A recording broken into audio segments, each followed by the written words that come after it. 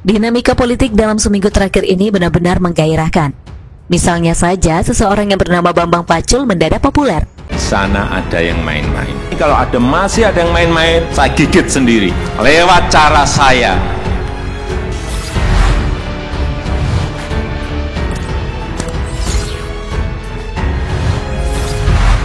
Ganjar Gus Yakut lewat PKB, dahsyat kali ya, penulis Panjat H. Dinamika politik dalam seminggu terakhir ini benar-benar menggairahkan. Misalnya saja, seseorang yang bernama Bambang Pacul mendadak populer. Penulis sendiri baru tahu nama dan sosok ini sejak isu Ganjar Pranowo dizolimi oleh Puan mengemuka. Sepertinya, Bambang Pacul ini punya peran penting di balik drama tidak diundangnya Ganjar dalam acara Puan Maharani Sabtu 22 Mei 2021 lalu. Dalam acara penguatan solidaritas kader di kantor DPD PDIP Jawa Tengah itu, Ganjar yang merupakan kader dan gubernur tidak diundang. Pria bernama Bambang Wuryanto yang juga ketua DPD PDIP Jawa Tengah ini dengan menggebu-gebu menjelaskan alasan tidak diundangnya Ganjar. Menurutnya, gubernur yang sedang menjabat untuk periode keduanya itu terlalu menampakkan ambisinya untuk jadi capres 2024. Alasan yang dibuat-buat. Kalau rakyat melihat Ganjar acuh tak acuh, tak minat jadi presiden, bagaimana orang percaya? Bambang Pacul tanpa tedeng aling-aling meremehkan soal elektabilitas Ganjar yang sangat menjanjikan di lembaga-lembaga survei terpercaya. Menurut Pacul, hasil survei bukan jaminan. Dia mencontohkan Bibit Waluyo yang hanya di kisaran 3%, namun ternyata bisa memenangkan Pilgub Jawa Tengah beberapa waktu lalu. Pacul bisa ngomong apa saja, tetapi sepertinya hubungannya yang tampak dekat dengan Puan Maharani bisa dijadikan indikasi kuat bahwa dia akan melakukan apa saja guna mendukung karir politik Putri Megawati Soekarno Putri tersebut. Santer memang isu tentang kemungkinan terjadinya duet Prabowo-Puan pada Pilpres 2024 mendatang. Hal itu sudah tercium tatkala Mega dan Prabowo menyelenggarakan diplomasi nasi goreng di kediaman Megawati, menyusul meredanya emosi Prabowo atas hasil Pilpres 2019. Ada dugaan sang nyonya rumah menjanjikan duet maut pada 2024 untuk Prabowo. Di atas kertas, duet antara Gerindra dengan PDIP memang tidak bakal bisa dibendung oleh kekuatan politik manapun. Celakanya, Puan sepertinya bersedia diduetkan dengan Prabowo. Sementara bicara soal elektabilitas antara keduanya jomplang jauh. Beda jika misalnya yang dipasangkan ke ketum Gerindra itu adalah Risma atau Ganjar, barulah layak disebut duet maut. Bahkan hingga kini respon netizen terhadap Puan belum membaik, dan malah semakin nyungsep gara-gara peristiwa baru yang disebut banyak orang sebagai upaya menyingkirkan Ganjar. Reaksi publik atas diabaikannya Ganjar justru membuat simpati pada pria beruban ini semakin menguat. Puan, Pacul atau siapapun dia pastinya belajar dari SBY yang pernah diuntungkan oleh narasi penjoliman atas dirinya. Dengan peristiwa ini Ganjar pasti akan mendulang simpati besar. Tetapi dengan syarat dia jangan banyak tingkah dan lagat. Bersikap legowo saja, pasrah dan bijak. Itu akan membuat simpati rakyat Indonesia tambah besar. Bodoh dan primitifnya cara Puan dan Pacul membuat banyak pihak berandai-andai. Ada yang menduga sikap Puan yang seperti menyingkirkan Ganjar itu hanya settingan partai, tes ombak atau apalah namanya. Namun mencermati gestur tubuh, narasi dan berbagai faktor lainnya, hampir mustahil itu upaya atau taktik partai untuk melejitkan posisi Ganjar. Puan sendiri juga tampak memendam ambisi untuk mengikuti jejak bundanya. Dan hasrat politik itu hanya bisa dia raih dengan cara mendompleng sosok yang elektabilitasnya menjulang di antara nama-nama lain seperti Prabowo. Tanpa itu jangan harap. Tapi apakah angan-angan Puan itu akan mulus? Sulit untuk mengatakannya. Bahkan apakah nanti Prabowo akan menggandeng Puan sebagai cawapresnya jika dia ingin maju lagi di 2024? Tentu belum bisa dipastikan. Prabowo dan timnya juga bukan orang bodoh yang mau menerima cek kosong begitu saja. Prabowo dan mesin politiknya pasti mengikuti dan mencermati respon dan reaksi masyarakat luas yang bersimpati pada Ganjar dan menjadi antipati terhadap Puan dan PDIP-nya.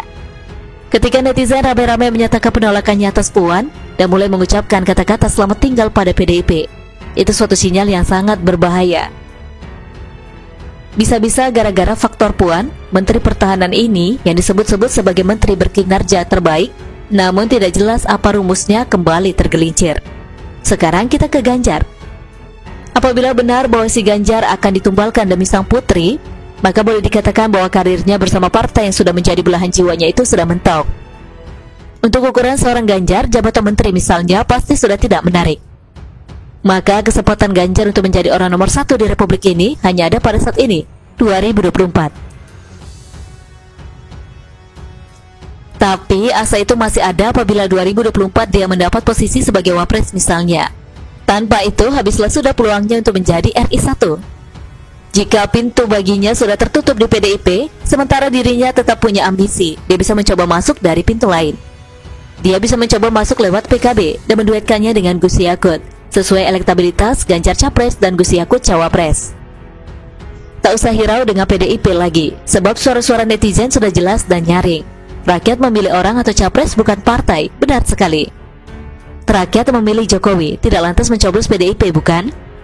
Bisa saja PDIP ngotot mengusung Puan pada 2024 nanti. Tapi kalau Ganjar juga menjadi kontestan dari partai lain, rakyat pasti memilih dia.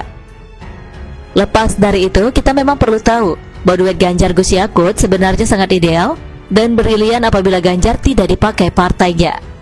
Kita bicara tentang masa depan bangsa dan negara yang terancam radikalisme.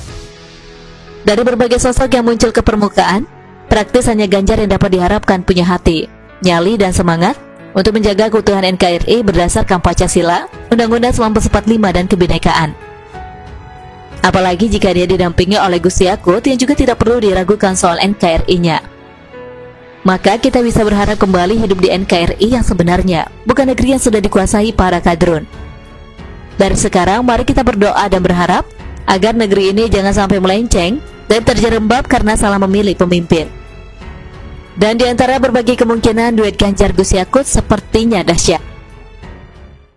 Rocky Gerung adalah tipe orang yang menjadikan isu apapun untuk menyerang Jokowi.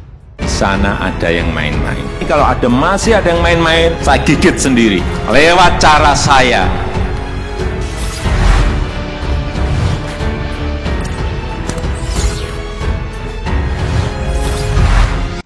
Mendukung Palestina bagi Rocky Gerung Jokowi tetap keliru, penulis Ayas.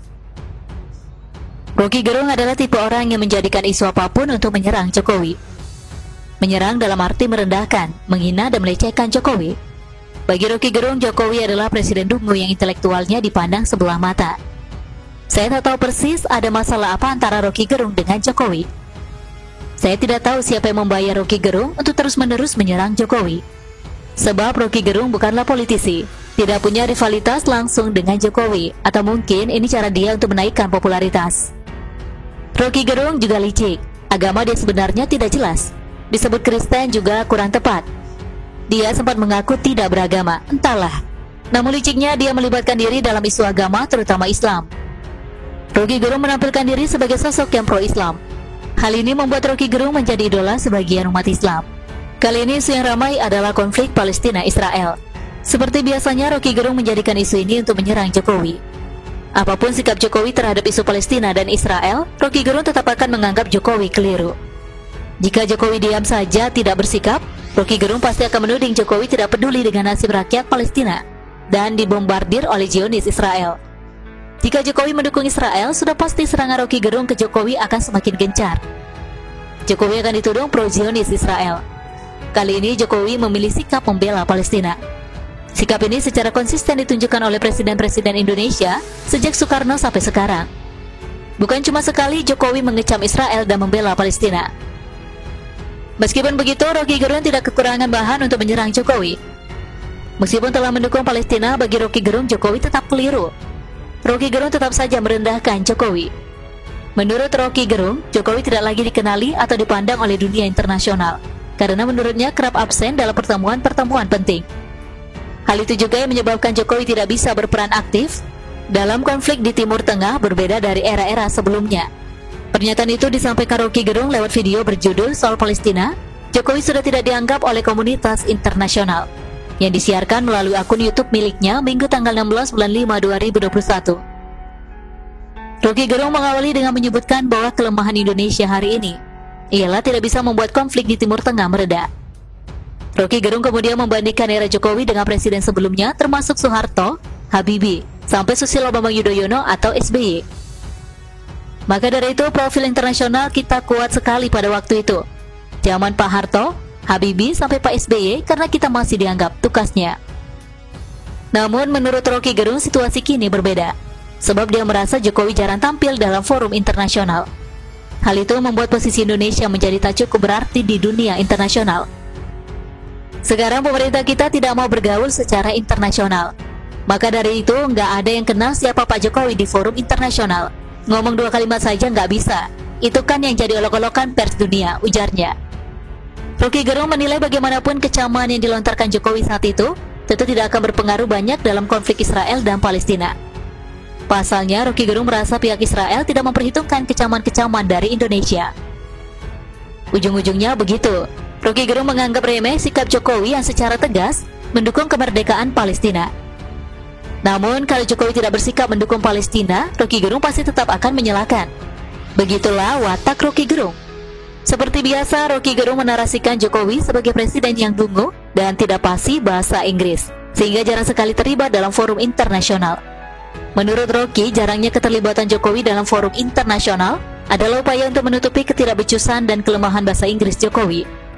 Padahal tudingan Rocky Gerung jelas keliru. Jokowi cukup sering terlibat dalam forum internasional. Endingnya, Rocky Gerung juga membanding-bandingkan Jokowi dengan presiden sebelum-sebelumnya yang dianggap gagah, punya pengaruh, serta disegani dunia internasional.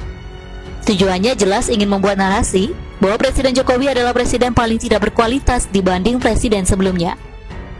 Rocky Gerung memang sangat meremehkan kualitas Jokowi sebagai presiden. Terkadang, Rocky bahkan merasa lebih bisa mengelola negara.